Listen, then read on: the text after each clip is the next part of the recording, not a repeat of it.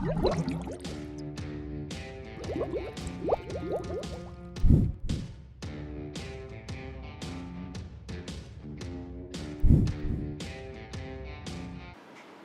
Minggu adik-adik. Berhubung situasi dan kondisi yang tidak memungkinkan untuk melaksanakan ibadah tatap persekutuan beruna di gereja, maka ibadah hari ini kita laksanakan secara online. Dan sebelum memulai ibadah, kakak ada beberapa pengumuman terlebih dahulu. Yang pertama, untuk persembahan, adik-adik berikan persembahannya ke orang tua dan bisa dibawa ke gereja setiap hari pukul 9 sampai 12 siang. Dimasukkan ke kotak persembahan yang tersedia. Dan yang kedua, kakak harapkan adik-adik menulis nama dan kelas di kolom komentar agar dapat dilakukan pengabsenan. Lalu yang ketiga, kakak juga minta bantuannya adik-adik untuk mengisi form data diri di link yang sudah tersedia di deskripsi video serta juga tampil di bawah ini agar bisa dilakukan pendataan. Dan yang terakhir, meskipun kita melaksanakan ibadah ini secara online, kakak harap adik-adik dapat melaksanakannya dengan khusyuk. Sebelum memasuki ibadah, kakak undang adik-adik untuk bersaat teduh sejenak. Saat teduh dimulai.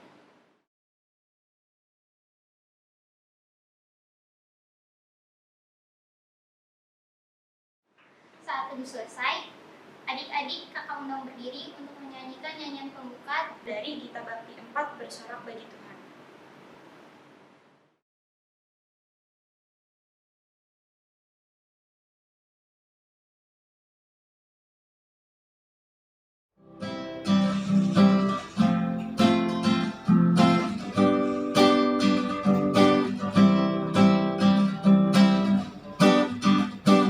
Bersorak bagi Tuhan wahai umat-Nya, hendaklah orang jujur puji nama-Nya.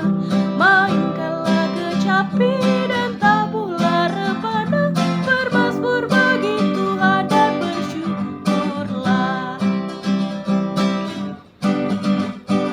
Nyanyikan lagu baru bagi Tuhanmu, nyaringkanlah suaramu dan bersoraklah, sebab Tuhan berfirman dan semuanya ada, segala isi bumi diciptakannya.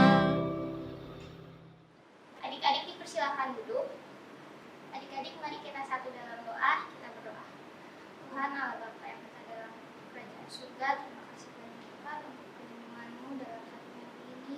Kami boleh berkumpul lagi di rumah kami masing-masing untuk melaksanakan ibadah di HMPT secara online ini ya Tuhan. Biar Tuhan memberkati ibadah ini, kiranya boleh berjalan dengan baik dan lancar sampai pada akhirnya. Terima kasih Tuhan Yesus, haleluya. Adik-adik kita masuk ke pelayanan firman, selamat beribadah.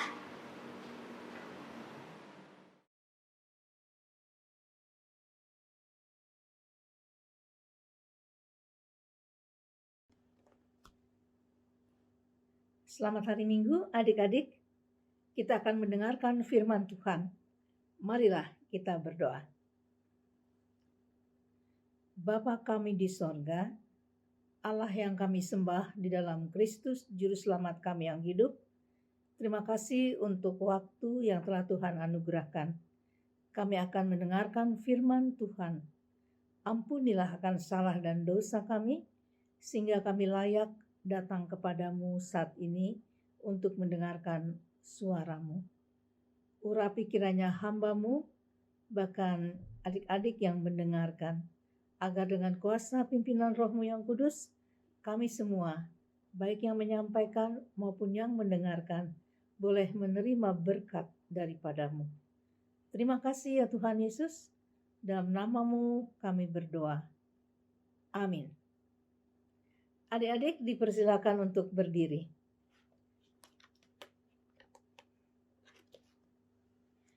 Mari kita membaca firman Tuhan yang terambil dari kitab Nehemia, pasalnya yang ketiga, ayat pertama hingga yang ke-8. Demikian bunyinya. Para peserta dalam pembangunan. Maka bersiaplah imam besar Eliasib dan para imam saudara-saudaranya lalu membangun kembali pintu gerbang domba. Mereka mentahbiskannya dan memasang pintu-pintunya. Mereka mentahbiskannya sampai menara Mea, menara Hananel. Berdekatan dengan mereka orang-orang Yeriko membangun, dan berdekatan dengan orang-orang itu Zakur bin Imri. Pintu gerbang ikan dibangun oleh Bani Senaah. Mereka memasang balok-balok lalu memasang pintu-pintunya dengan pengancing dan palang-palangnya. Berdekatan dengan mereka Meremot bin Uria bin Hakus mengadakan perbaikan, dan berdekatan dengan dia Mesudan bin Berekhya bin Mezezabel. Berdekatan dengan dia Zadok bin Baana mengadakan perbaikan, dan berdekatan dengan dia orang-orang Tekoa. Hanya pemuka-pemuka mereka tidak mau memberi bahunya untuk pekerjaan tuan mereka. Pintu gerbang lama diperbaiki oleh Yoyada bin Paseah dan Mesulam bin Besoja. Mereka memasang balok-balok lalu memasang pintu-pintunya dengan pengancing-pengancing dan palang-palangnya.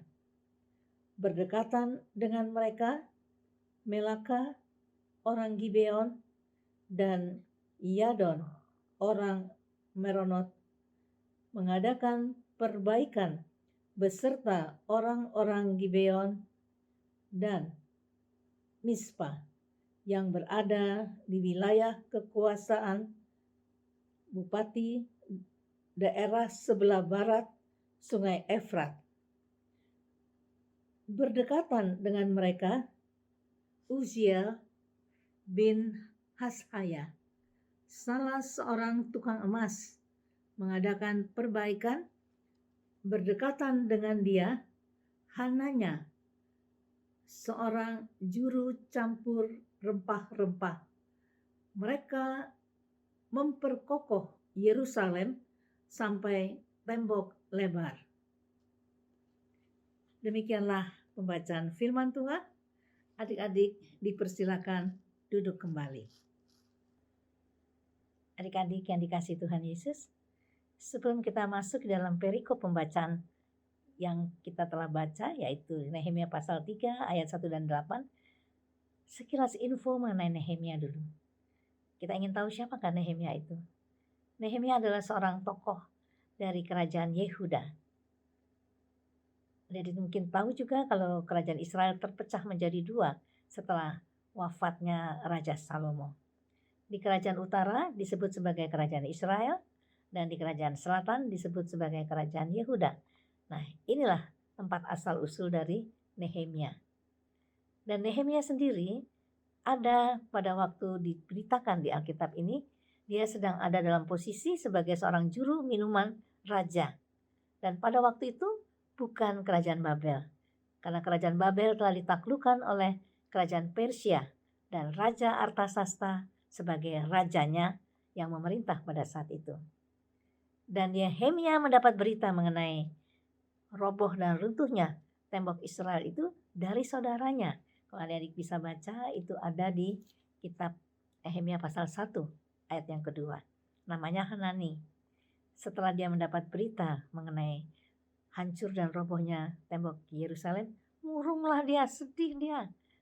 Seperti orang yang, aduh kenapa jadi begini. Dan ini terlihat oleh raja.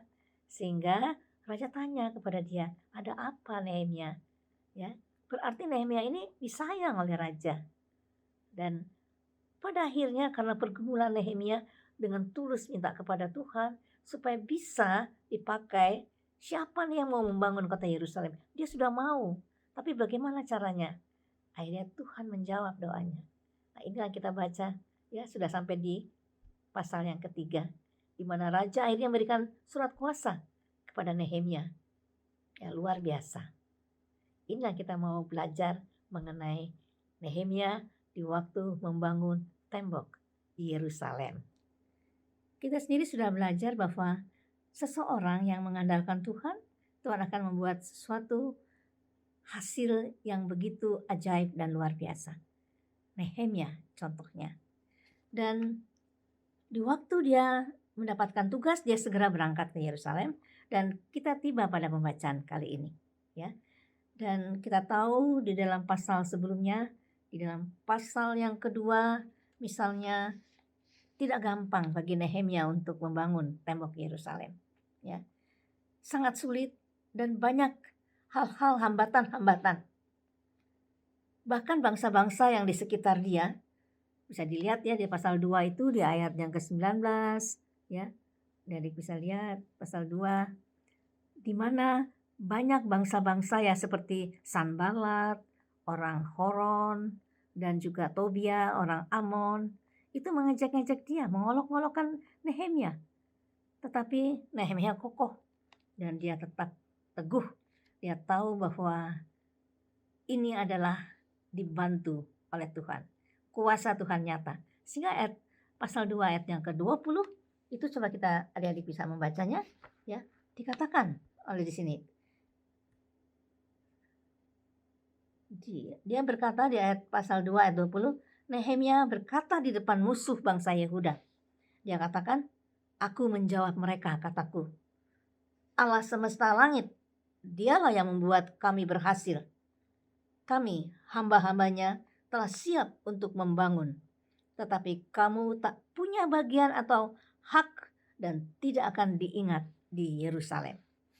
Begitu kokoh dan begitu tegasnya Nehemia dalam hal ini. Dalam bacaan kita sekarang, yaitu dalam kitab Nehemia pasal yang 3 ayat 1-8, dikatakan bahwa imam besar Eliasib, ya, di ayat yang pertama itu, dan imam lainnya membangun kembali pintu gerbang domba. Mereka mentahbiskan sampai ke menara Mea, ke menara Hananeel, dan macam-macam bangsa juga ikut serta di dalam pembangunan ini. Dikatakan ada Bani Sena, ya, dalam Alkitab ini dikatakan ada Bani Sena, lalu ada juga Yoyada, Mesulam, memperbaiki pintu gerbang lama, dan nama-nama lain yang juga ikut serta di dalam pembangunan dari tembok Yerusalem. Dari perikop 1-8, kita bisa ngambil kesimpulan, adik-adik, bahwa pekerjaan membangun tembok Yerusalem adalah bukan pekerjaan yang mudah. Ini adalah pekerjaan yang besar dan tidak bisa mengandalkan kekuatan diri sendiri. Itulah yang dipegang oleh Nehemia. Dia mengandalkan Tuhan, dan juga hasilnya yang tadi di awal dikatakan, dia persembahkan juga untuk Tuhan. Dia tidak bangun langsung sudah selesai, bersorak-sorak kita temboknya selesai, pintu gerbang sudah dipasang, ya, sudah dipasang balok-balok, sudah berdiri kokoh. Tapi ingat, di atas semua pekerjaan yang sukses, mereka mentahbiskan, artinya memuliakan Tuhan dari hasil yang telah mereka capai. Itu yang pertama kesimpulannya.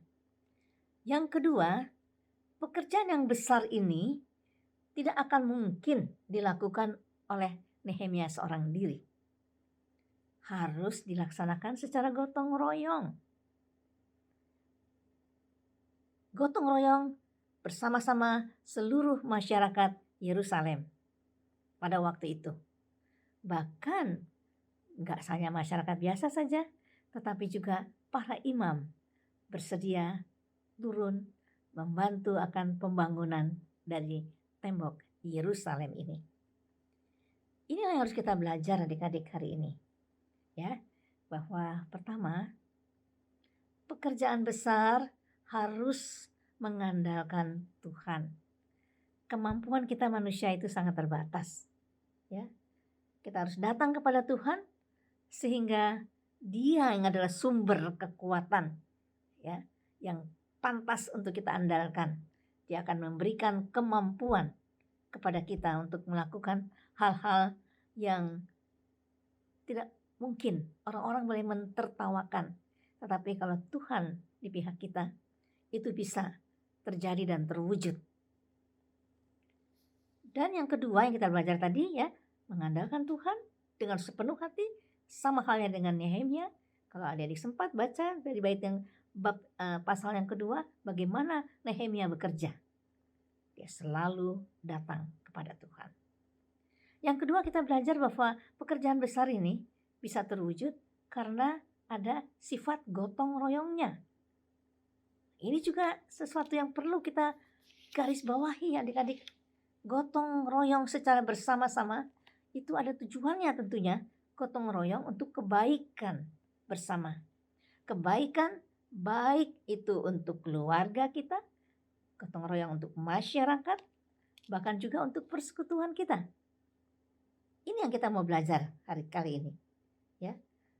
Pengertian gotong royong seperti ini untuk kebaikan bersama ini adalah suatu aktivitas yang memuliakan Allah itu sendiri. Nah, sekarang kita bertanya, adik tentu bertanya, mau gotong royong yang macam bagaimana ya dalam musim pandemi COVID-19 saat sekarang ini. Sedangkan kita nggak boleh kumpul. Kalau waktu itu kan bangsa Israel pada kumpul, bisa bergotong royong. Kalau saat sekarang ini, kok kita diajarkan bergotong royong? Nah, adik-adik kita belajar, ya. Bergotong royong tidak hanya harus berkumpul, adik-adik. Bergotong royong dalam masa pandemi sekarang ini, ya. Bergotong royong misalnya dalam keluarga kita, ya. Pasti ada aktivitas dong dalam keluarga. Kan keluarga nggak tenang-tenang saja. Kan keluarga tidak diem-diem saja, adem ayem saja. Hanya pakai masker setiap hari. Tidak usah ngapa-ngapain, duduk aja dengan manis di depan gadget. Tidak, adik-adik. Kita belajar. Bergotong royong di dalam keluarga itu mempunyai arti dalam musim pandemi seperti sekarang ini. Misalnya, contoh soalnya sederhana. Adik-adik tidak pernah mencuci baju misalnya. Atau yang wanita tidak pernah masak. Ya. Cuci piring mungkin juga tidak. Nyapu halaman, nyapu rumah, ngepel. Nah, hal yang kecil ini kita belajar. Ini salah satu bentuk dari aktivitas gotong royong dalam keluarga. Jadi jangan mamahnya saja yang disuruh kerja. Atau mungkin ada pembantunya. Kita kasihlah. Kita bantulah bergotong royong. Meringankan. Bermanfaat bagi keluarga kita sendiri. Dengan mengambil bagian dalam tugas-tugas yang ada di dalam keluarga. Jadi aktivitasnya yang tadinya kok kayak sederhana saja ya gotong royong itu. Tapi kalau dalam keluarga dilaksanakan, jadi istimewa kan? Coba adik-adik tidak pernah mencuci, tapi tiba-tiba bisa mencuci. Siapa yang tidak bisa masak, tiba-tiba bisa bisa pandai memasak. Bikin kue, jadi pintar. Itu ada hal yang baru, bermanfaat, berguna. Itu yang dimaksud dengan gotong royong dalam keluarga.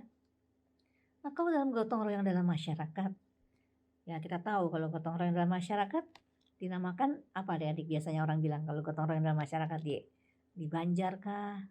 Atau di mana ya biasanya dikenal di kelurahan ya. Itu mereka katakan, ayo ada kerja bakti, ada kerja bakti. Ya. Sekarang kan sudah tidak terdengar lagi orang berteriak-teriak ada kerja bakti. Karena memang tidak boleh berkerumun. Ya, prokes, protokol kesehatan harus tetap dilaksanakan. Nah, dalam masyarakat contohnya kalau saya pikir-pikir ada kok nyatanya kita gotong royong membantu. Kan setiap pekerja bakti itu artinya kan untuk kebersihan. Nah, kita ambil bagian di dalam mewujudkan kebersihan itu. Simple saja, contoh sederhana saja. Di dalam membuang sampah, itu kan semacam mencegah supaya tidak kotor, kita buang sampah pada tempatnya, tidak sembarangan. Itu bagian kecil, tapi sangat berarti dalam bergotong royong di dalam masyarakat. Nah sekarang kalau yang ketiga, gotong royong dalam persekutuan kayak apa ya? Kok disuruh gotong royong dalam persekutuan? Kalau gotong royong dalam persekutuan biasanya kan di gereja, ya kita bersihkan gereja, ya kan? Atau kalau PT, bersihkan lemari PT, ya. Lalu bersihkan file-file atau apalah yang ada di dalam gereja yang berantakan di lemari. Ayo kita bersihkan, kita gotong royong.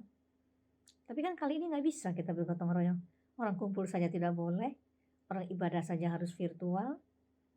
Tetapi ada cara, kalau kita pikir-pikir, ternyata bisa kok kita bergotong royong dalam suasana pandemi saat sekarang ini. Misalnya apa? Nah, adik-adik kasih jalan nih, tapi harus dipraktekkan. Adik-adik bisa bergotong royong dalam membentuk vokal group secara virtual. Nah, itu salah satu gotong royong dalam persekutuan. Yang suaranya bagus-bagus, menyanyi, ya. Lalu yang bisa main musik, ya, main gitar kah, main piano, atau alat musik lainnya, ya masing-masing memainkan peranannya, dibuat di rekaman. Banyak kakak-kakak pemuda yang mau membantu. Asal adik-adik beritikat baik, mau menciptakan. Ini loh hasil gotong royong kami. Selama pandemi kami tidak diam, tapi kami membuat vokal group. Wah, ini sebentar lagi mau 17-an atau sebentar lagi mau hari ulang tahun GPIB. Buatlah satu vokal group.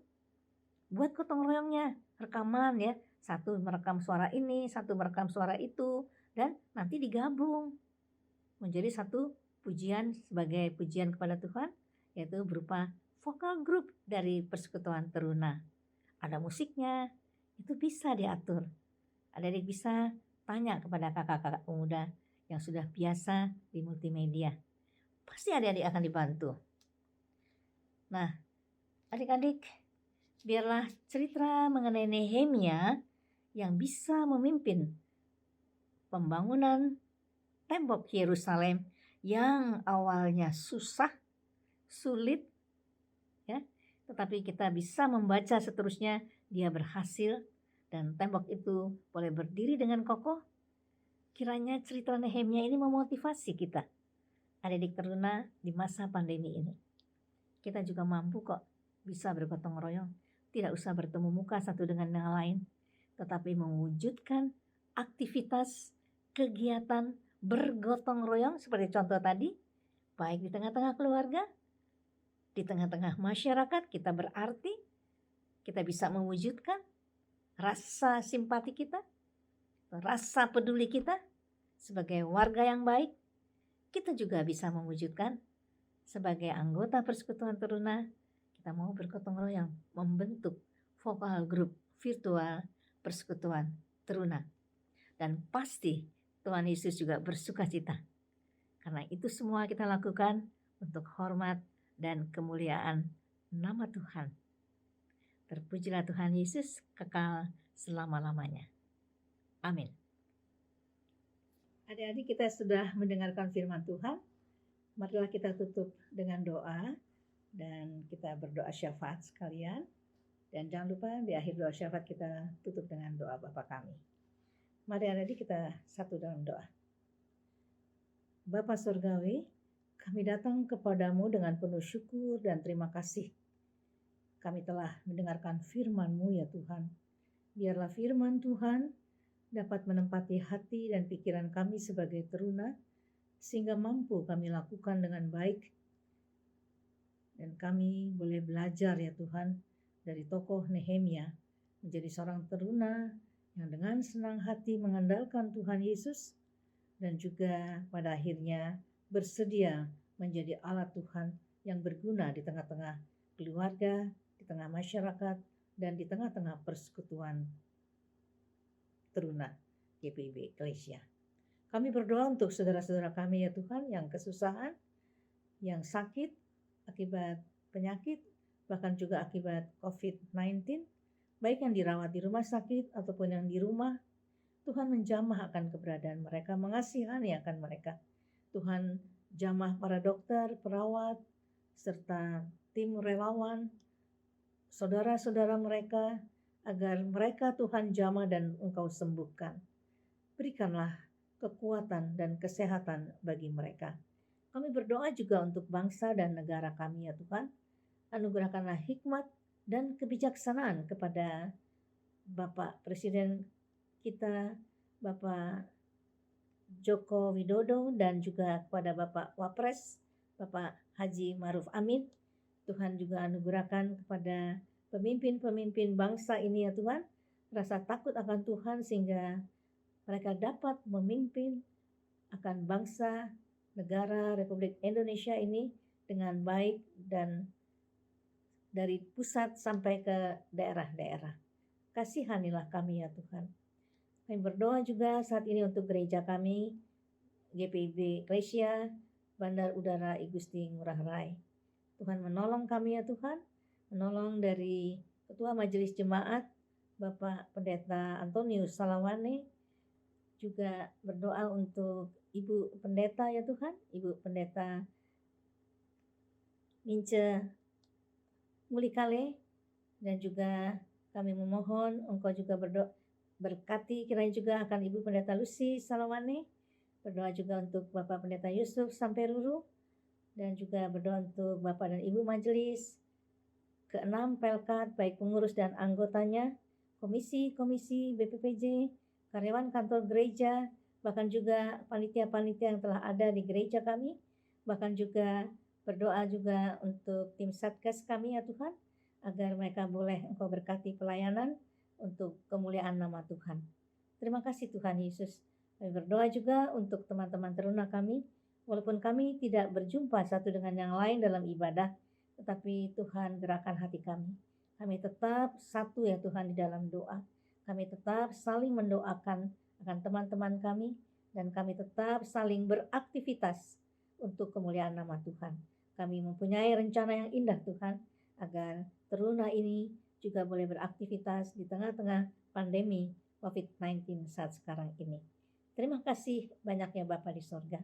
Kami berdoa untuk orang tua kami, sanak saudara kami, biarlah dalam kondisi sulit saat seperti sekarang ini, Engkau kuatkan dan teguhkan iman percaya kami, sehingga kami tetap kokoh berdiri dengan teguh dan tetap mempunyai iman yang percaya bahwa Allah yang hidup, Allah yang berkuasa, yang dapat mengatasi akan setiap masalah dan persoalan di dalam kehidupan kami.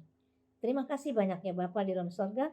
Kami naikkan doa kami ini hanya di dalam nama Tuhan Yesus Kristus, Allah yang hidup, Tuhan yang telah mengajarkan kami berdoa bersama-sama. Bapa kami yang di sorga, dikuduskanlah namamu, datanglah kerajaanmu, jadilah kehendak-Mu di bumi seperti di sorga. Berilah kami pada hari ini makanan kami yang secukupnya, dan ampunilah kami akan kesalahan kami, seperti kami sudah mengampuni orang yang bersalah kepada kami. Dan janganlah membawa kami ke dalam pencobaan, tetapi lepaskanlah kami daripada yang jahat. Karena Engkaulah yang punya kerajaan dan kuasa dan kemuliaan sampai selama-lamanya. Amin. Adik-adik, kita masuk ke dalam persembahan. Nyanyian persembahan diambil dari Kita Bakti 84, inilah ungkapan syukurku.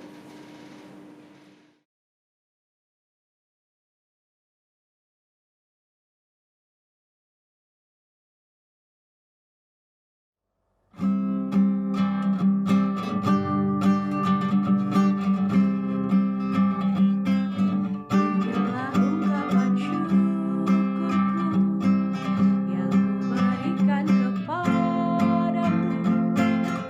Kuberikan dari hatiku, terimalah. Persembahkan kepadamu dengan seluruh jiwa ragaku. Kiranya berkenan di hadiratmu. adik-adik, aku undang untuk berdiri. Untuk memasuki doa persembahan, mari kita satu dalam doa. Tuhan, terima kasih untuk berkat-Mu. Kami boleh memberi sedikit dari yang kami punya, Tuhan. Kiranya Tuhan memberkati persembahan kami ini dan boleh berguna bagi pelayanan untuk gereja. Terima kasih ya Tuhan. Haleluya. Amin. Adik-adik tetap berdiri. Kita bernyanyi nyanyian penutup yang diambil dari KMM 131, yaitu Tiap Langkah.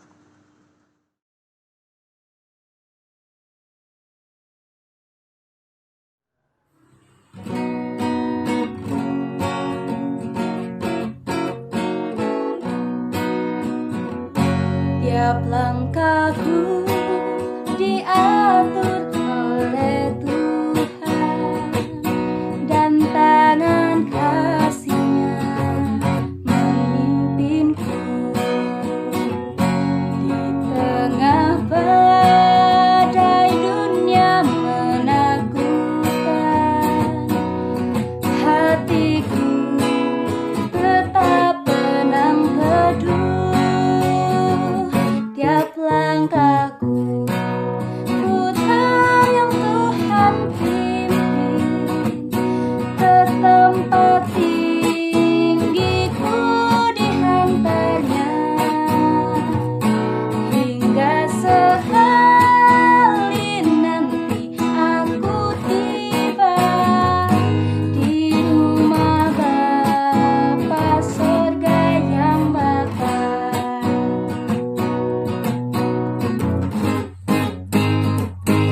At times I feel my faith begin to waver, when up ahead I see a chasm wide. It's then I turn and look up to my Savior.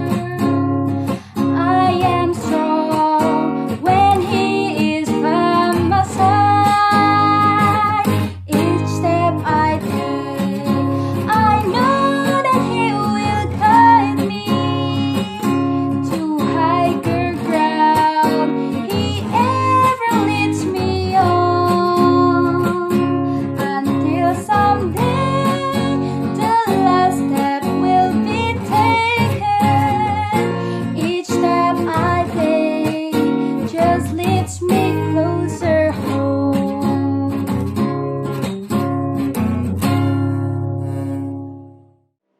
Adik-adik sekalian, marilah kita akhiri ibadah PKPT ini dengan berdoa. Tuhan Yesus yang baik, terima kasih atas penyertaan-Mu dari awal, pertengahan, hingga akhirnya. Sekarang kami semua akan kembali melaksanakan aktivitas kami masing-masing. Sekiranya Tuhan akan selalu menyertai kami, dan buat firman Tuhan yang tadi sudah kita dengar, sekiranya dapat bertumbuh dalam hati kita masing-masing. Di dalam nama Tuhan Yesus kami sudah berdoa. Amin.